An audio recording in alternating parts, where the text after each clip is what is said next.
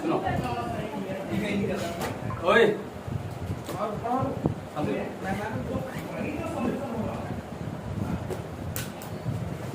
Topic आपका है अनुसूचियां, जिसे शेड्यूल कहते हैं। भारतीय संविधान में आप लोगों के हमने पढ़ाया था, क्या पढ़ाया था आप लोगों को? आर्टिकल 395 आर्टिकल था, और मौलिक अधिकार पढ़ाया, और राष्ट्रपति और संविधान कहाँ कहाँ से लिया गया वो पढ़ाया, मौलिक कर्तव्य पढ़ा दिया।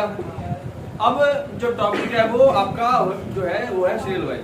अभी पढ़ाऊंगा आपको जितने भी शेड्यूल है, क्योंकि हमारे संविधान में तय किया गया था कि जब संविधान बना था, जब 1991 में 51 में पहला संविधान संशोधन हुआ। कई बार एग्जाम में आता है कि भारतीय संविधान में पहली बार संशोधन कब किया गया, ठीक है?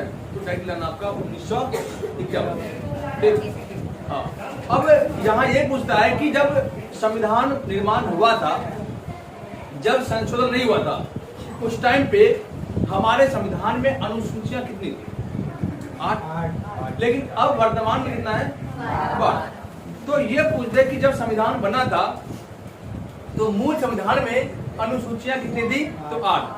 लेकिन अब आपका 12 अनुसूचियों को अलग अलग ढंग से पढ़ना इसलिए चाहिए क्योंकि अनुसूचियों से हम चैप्टर पढ़ते हैं, भाग पढ़ते हैं, और भाग से हम जितने आर्टिकल है उसको समझते हैं। इसलिए मैंने आपको भाग पढ़ाया। कोई भी बच्चा ये ना करे कि उसको ट्रिक वाइज से याद करे। ट्रिक वाइज से क्या होता है कि आपके पास लिमिट टाइम तक याद रहेगा, लेकिन अगर हम उसको समझ के पढ़ते हैं तो ये आपको आने वाले फ्यूचर तक याद रहता है, फिर दोबारा पढ़ने की जरूरत नहीं पड़ती।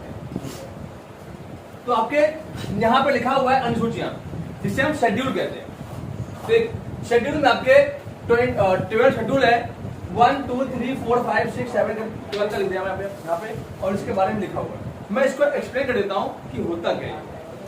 ठीक, जैसे कि आपके संविधान के अनुसूची फर्स्ट, जो शेड्यूल फर्स्ट है वो कहता है इंडिया जो है क्या है? स्टेट है। भारत क्या है? राज्यों का एक संघ है। भारत क्या है? स्टेट, यूनियन स्टेट है, ठीक है? भारत एक राज्यों का संघ है। और आर्टिकल 1 कहता है भारत क्या है? एक राज्य, ठीक है? ये भारत कहता है, ये मतलब आर्टिकल 1 कहता है, ठीक है?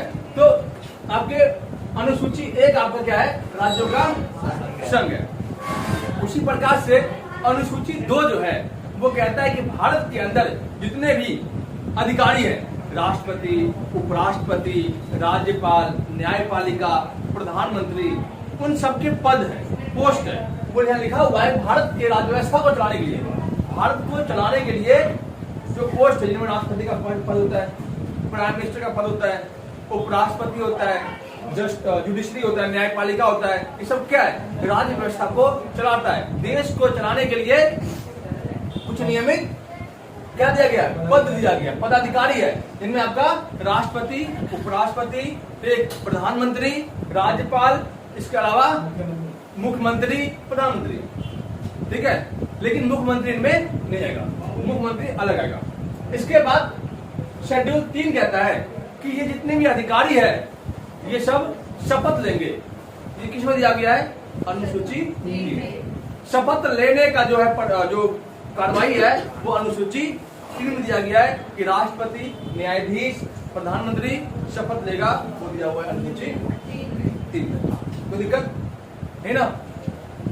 अनुसूची 4 कहता है, शेड्यूल 4 कहता है कि राज्य और संघ के शासक का वर्णन है, ठीक? राज्य अर्थात स्टेट, ठीक? मुख्यमंत्री और प्राइम मिनिस्टर के बारे में बताया गया है, ठीक है? राज्य और संघ के जो अधिकारी होते हैं उनके बारे में वर्णन किया गया। तो दिक्कत है ना? इसके बाद कहा गया है एसटी और एससी। शेड्यूल 5 कहता है कि जो एसटी एससी है, अनुसूचित जाति और अनुसूचित जनजाति के जितने भी इलाके होंगे वहां पे अलग से जो है प्रशासनिक व्यवस्था को तय किया गया ताकि उनकी सुरक्षा की जाए। अब देखोगे आदिवासी इलाका में जहाँ लोग होते हैं वहां पे अलग से प्रोटेक्शन फोर्स दिए जाते हैं ताकि उनको कोई दिक्कत ना हो, ठीक? तो इसमें है अनुसूची 5 में।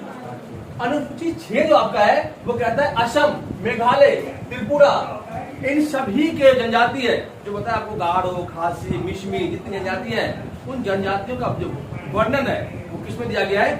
आपके अनुसूची 6। तो याद रखना आपको कि अनुसूची जनजाति और अनुसूचित जनजाति के बारे में 6 और 5 में बताया गया है। इतना याद रहेगा ना। ST SC के बारे में किससे बताया गया है? 5 और 6। अब केवल ये पूछ दे कि मेघालय, त्रिपुरा और मिजोरम, असम, इनके जो जनजाति है इनके बारे में किससे वर्णन किया गया है? तो शेड्यूल 7 कहता है कि केंद्र और राज्य को जो है उनकी अपनी अपनी शक्तियां जो संविधान में निहित है, जिसे हम संघ सूची, राज्य सूची या संवर्ती सूची कहते हैं। ठीक, इनके अंतर्गत तय किया गया है कि कुछ विषय, जैसे कि मान लो कि केंद्र को दिया गया है, जैसे करेंसी को एक्सपोर्ट इंपोर्ट करना, डाक व्यवस्था, रेलवे व्यवस्था, एरोप्लेन, ये सब क्या है? पुलिस व्यवस्था है, किस पे है? ये सब आपका केंद्र के ऊपर है, सेंट्रल गवर्नमेंट को पावर इस पे होता है। ठीक, लेकिन स्टेट पर क्या है? तो वहां की अस्पताल है, बस सेवा, जो एक राज्य के अंदर पर्टिकुलर चलता है। एजुकेशन हो गया, एक राज्य के अंदर ही है ना। तो जो राज्य की शासन व्यवस्था है वो राज्य देखेगा, जो केंद्र का है वो केंद्र देखेगा। अगर हमारे यहाँ पे दो तरह की शासन व्यवस्था नहीं होती, अगर हमारे यहाँ पे संघवाद अर्थात फेडरल गवर्नमेंट नहीं होता, तो यहाँ पे गवर्नमेंट चलाना मुश्किल हो जाता, क्योंकि सारे काम सेंट्रल गवर्नमेंट नहीं कर सकता। हमारे यहाँ पे शासन को कैटेगरी में बांट दिया गया है। जैसे प्राचीन काल में मगध साम्राज्य में सभा, समिति, विधत ऐसा था ना, वैसे आज भी हमारे यहाँ पे कैसे है? Central government, state government, state government के अंदर स्थानीय शासन होते हैं, जिनमें डीएम होते हैं, डीएम के बाद आपका सीईओ, वीडीओ होता है, फिर आपका मुखिया और सरपंच होता है, और उसके अंदर भी वार्ड मेंबर होते हैं, फिर पंच होता है। तो सबको चलाने का एक अलग अलग नियम बनाया गया है। अब कोई भी गांव में समस्या होगी, मान लो कि पानी की समस्या है गांव के अंदर, ठीक, कि आपके गांव में पानी और बिजली नहीं है, तो क्या आप सीधे डीएम हम कहोगे, सीधे सीएम कहोगे? आपके यहाँ नाली खराब है, गटर में जाम है, रोड नहीं बन रहा है, तो सीएम या दरवाजे खुला, सीएम साहब केजरीवाल जी हमारे यहाँ ना रोड खराब है, ऐसे बोलोगे? यहाँ के जो आपके एरिया जो एमएलए है, ज्यादातर एमएलए बोलोगे या यहाँ के निगम पार्षद को बोलोगे? ऐसे गांव की समस्या मुखिया को बोलोगे या वार्ड मेंबर को बोलोगे, सरपंच को बोलोगे? यही समस्या छुड़ाएगा डीएम। तो मुखिया किसे कहेगा?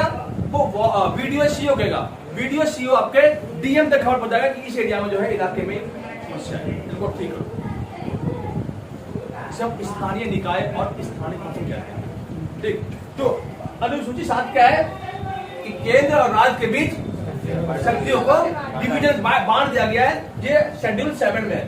अब सबसे महत्वपूर्ण शेड्यूल आपका 8वीं है। 8वीं अनुसूची हर एक बार एग्जाम आता है, कई बार पूछा जाता है कि 8वीं अनुसूची में क्या रखा गया है। तो 8वीं अनुसूची में 22 भाषाओं को मान्यता प्राप्त किया गया है। इससे पहले 14 भाषा थी, लेकिन अब जो है 22 भाषा, जिनमें मैथिली, भोजपुरी और मलयालम, राजस्थानी भाषा, इन सब भाषाओं को ऐड करके टोटल 22 भाषा को राष्ट्रीय मान्यता अर्थात नेशनलिस्ट कर दिया गया। कौन सी अनुसूची में रखा गया है 22 भाषा मान्यता? 8वीं अनुसूची में 22 भाषाओं के बारे में बताया, ठीक है। इसके बाद 9वीं अनुसूची आपका क्या है? तो संपत्ति का अधिग्रहण। कोई भी स्टेट जो है अगर किसी व्यक्ति के पास अधिक से अधिक संपत्ति है, उसको छीनने का अधिकार स्टेट के पास है। क्यों? टैक्स नहीं बढ़ोगे तो। अगर तुम्हारे पास अधिक से अधिक संपत्ति है और तुमने जो है सरकार को नहीं दिखाया हमारे पास संपत्ति तो नहीं है, तो तुम्हारा संपत्ति जब्त कर लेगा। इसका काम, ठीक है। ये अधिकार किसमें दिया गया है? अनुसूची 9 में दिया गया, जिसको स्टेट को। 10वां आपका है दल बदल कानून। दल बदल क्या होता है? एक पार्टी से दूसरी पार्टी में चले जाना। ये सब क्या है? दल बदल है। 21 आर्टिकल शेड्यूल में 10। 11 और 12 बहुत सिंपल है, इन्हें जरूरत नहीं है। 11 आपका अमेंडमेंट 73, 12 आपका अमेंडमेंट 74। 73 क्या है? आपका पंचायती राज व्यवस्था, लोकल गवर्नमेंट, और 74 आपका शहरी निकाय, जहाँ पे नगर निगम, महापौर, मेयर बैठते हैं। ये जो नगर निगम बैठता है इस पे 74 आर्टिकल पे है। ये सब जो है 1992 में एक अधिनियम पास हुआ, 73 और 74 अधिनियम पास हुआ था देश के अंदर। इसके अंतर्गत गांव की समस्या को हल करने के लिए क्या बनाया गया? लोकल गवर्नमेंट, जिसे हम स्थानीय शासन कहते हैं, और शहरी समस्या को सही करने के लिए नगर निगम बनाया गया, जिनके अंतर्गत एमसीडी कह लो या आपका निगम पार्षद आता है, उनमें महापौर या उससे बड़ा होता है मेयर, वो बैठते हैं। फिर गांव में समस्या क्या होती है? बिजली पानी समस्या, सड़कों की समस्या। शहर में क्या होता है? नाली की समस्या, बिजली की समस्या, पार्क की व्यवस्था, बस स्टॉप की व्यवस्था, गलियों की व्यवस्था, गलियों में लाइट की व्यवस्था। ये व्यवस्था नहीं ना शहर के अंदर। गांव, ये तो शहर की व्यवस्था है। गांव क्या है? गांव से व्यवस्था ये होनी चाहिए कि गांव में बिजली चाहिए, अच्छा पानी चाहिए, ठीक। आपको गांव का हैंडपंप है यार, गांव के लोग कब तक वो हैंडपंप कराएंगे? उनको लिए साफ पानी, ठीक। पानी गांव में कमी नहीं होती, लेकिन पानी चाहिए उनको भी। स्कूल की व्यवस्था, अस्पताल की व्यवस्था, गांव जाओगे ना तो अस्पताल मिलेगा ही नहीं। बढ़िया अस्पताल अगर है तो कम से कम 15 से 20 किलोमीटर जाना पड़ता है आगे शहर में। इतने में लोग मर गया भाई। वो समस्या कौन सुलझाएगा? पंचायत व्यवस्था गांव का विकास करेगा, गांव डेवलप होगा, गांव में गिरनी लाएगा। इसके अलावा शहर में जो आपके पार्क में इतने बड़े जितने भी प्रोजेक्ट पास होते हैं कि भाई पार्क में पेड़ पौधे लगाओ, जितने भी नगर निगम होते हैं अपने बाप घर से सही पैसा लगाता है, सब गवर्नमेंट आता है उसमें पैसा खा लेता है। आता है कम से कम 100 पेड़ लगाने के लिए, 10 पेड़ लगाता है, 90 पेड़ के पैसा जेब में रख लेता है और कहता है यहाँ लगाया, इस निगम पास नाम दे देगा कि भैया हमने जो है यहाँ पे पेड़ पौधे लगाए हैं और हमने यहाँ पे हफ्ते में 5 दिन पानी छिड़काव किया है। और भूल जाओ, पौधे सूख के मर जाते हैं। हम कहते हैं भैया हमारे पार्षद जो है काफी अच्छे हैं। नाम ले दो भैया, सीधा सीधा नाम छोड़ो यार। ठीक है, इस प्रकार से सारे शेड्यूल तय किए गए। देख, कोई भी शासक ऐसा ना हो, कोई भी लोकल गवर्नमेंट लेकर प्राइम मिनिस्टर की बात करता हूँ मैं, कोई भी शासक ऐसा नहीं है कि आपको फ्री में अपने जेब से निकाल करके आपको दे दे, ऐसा कोई नहीं है। अगर आपको भंडारा भी खिलाएगा ना वो पार्षद, तो समझ लो उसमें उसकी राजनीति है। अभी खिलाया तो था, किसने खिलाया था? भंडारा हुआ, ठीक है। अगर एक गिलास पानी शरबत है, उसमें उसकी पॉलिटिक्स है, उसमें वोट किसने बात कर रहा है वो। तो कहते हैं कि अंधेरे मत रहो, अंधेरे से उजाले में आओ। जो पॉलिटिकल पढ़ते हो वो आपको सही मायने में एक रास्ता दिखाएगा। ये सब दिखावा है, ठीक है, दिखावे आप लोग फंस जाते हो भैया। अब जो कश्मीर फाइल मूवी आई थी, तो जितने भी बड़े बड़े नेता थे, आओ भाई चलो मूवी देखने के लिए, देखने के लिए, उनमें उनका वोट बैंक था। ठीक, वोट बैंक बढ़ाने में नंबर होते नेता, बेवकूफ बनाने में। नेता अपने आप को सबसे ज्यादा होशियार, पढ़ा लिखा, इंटेलिजेंट, सबसे अधिक समझता है अपने आप को। उन्हें लगता है कि सामने वाला बंदा इतना बेवकूफ है ही नहीं। अब शायद हो सकता है और होता है, जब बेवकूफ है तो भाषा सुनने गया उसका, नहीं तो फालतू टाइप किसके पास है तुम्हारा भाषा सुने। अमेरिका में कभी देखा है कि वहां के अभी राष्ट्रपति जो बाइडेन जो है भाषण दे रहा हो या किसी इलेक्शन जा कैंपेनिंग कर रहा होगा। हमारे जैसे मोदी जी यूपी में इलेक्शन होगा तो वहां जाएगा भाषण देने के लिए, आंध्र प्रदेश में जाएगा वहां जाएगा, कश्मीर में होगा वहां जाएगा, मणिपुर होगा वहां जाएगा, और जहां इलेक्शन होगा वहीं जाकर के एक साथ काम करेगा और राज भूल जाएगा। सब पॉलिटिक्स, खैर जो भी हो, ठीक है। तो अनुसूची फर्स्ट कहता है कि भारत क्या है, एक स्टेट, यूनियन स्टेट है, भारत एक राज्यों का संघ है। अनुसूची 2 कहता है कि भारत के राज्य व्यवस्था को चलाने के लिए बड़े बड़े अधिकारी है, जिनमें राष्ट्रपति है, प्रधानमंत्री है, उपराष्ट्रपति है, न्यायालय है, इन सबका क्या है, पद है। इसके अलावा तीसरी अनुसूची कहता है कि इन जितने भी अधिकारी है इन सबको शपथ लेने का अधिकार है, अनुसूची 3 में। अनुसूची 4 कहता है कि राज्य और संघ के भी शासक है, अपने अपने अलग अलग शासक है। राज्य का शासक जो शासक वो अलग होगा और संघ का अलग होगा।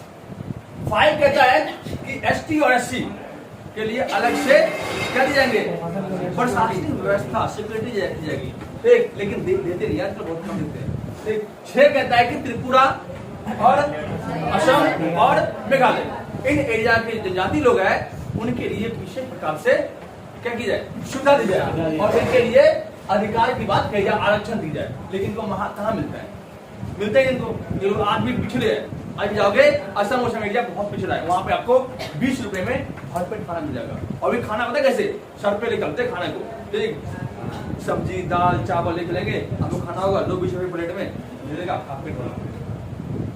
वहां के 20 रुपए कीमत होते हैं, क्योंकि वहां पे पैसे नहीं। 7 कहता है केंद्र और राज्य के बीच जो शक्तियां है वो विभाजित है। किसमें? संघ सूची, राज्य सूची, संवर्ती सूची। ये कहां से लिया गया है? तो आपका ऑस्ट्रेलिया संविधान से लिया गया है। ठीक। अनुसूची 8 कहता है 22 भाषाओं को राष्ट्रीय मान्यता प्राप्त है।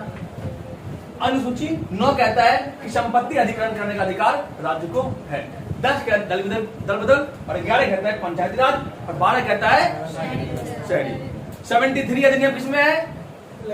11 अनुसूची में, और 74 पहले अनुसूची में क्या है?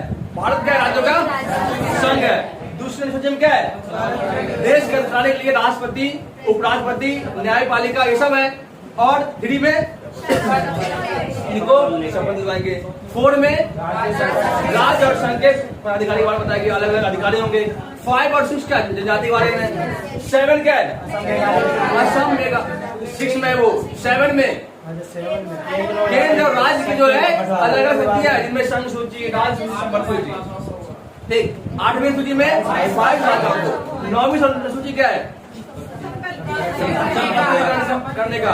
और 10वीं अनुसूची दल बदल, 11वीं पंचायती राज व्यवस्था, और 12वीं शहरी व्यवस्था। 11 73 अधिनियम, और 12 ठीक है। सबसे पहला संविधान संशोधन अधिनियम 1991 में हुआ था, और जिसके अंतर्गत संपत्ति अधिग्रहण करने का उल्लेख बताया गया। याद रखना, ठीक है। और दल बदल जो कानून बता वो 52वां संशोधन अधिनियम के अंतर्गत 1985 में रखा गया है। ठीक है। और ये पूछ दे कि 73 अमेंडमेंट और 74 अमेंडमेंट का हुआ था 1992 में। ठीक है। कोई दिक्कत उनसे माने में? कोई दिक्कत नहीं ना? अब अगले क्लास में आप लोगों को पढ़ाऊंगा जो आपके 22 भाग है, बता दूंगा चैप्टर। इसके बाद एक एक करके सारे आर्टिकल आप लोगों को एक्सप्लेन करवा देंगे। सारे याद जाएंगे, एग्जाम में दिक्कत नहीं आएगा।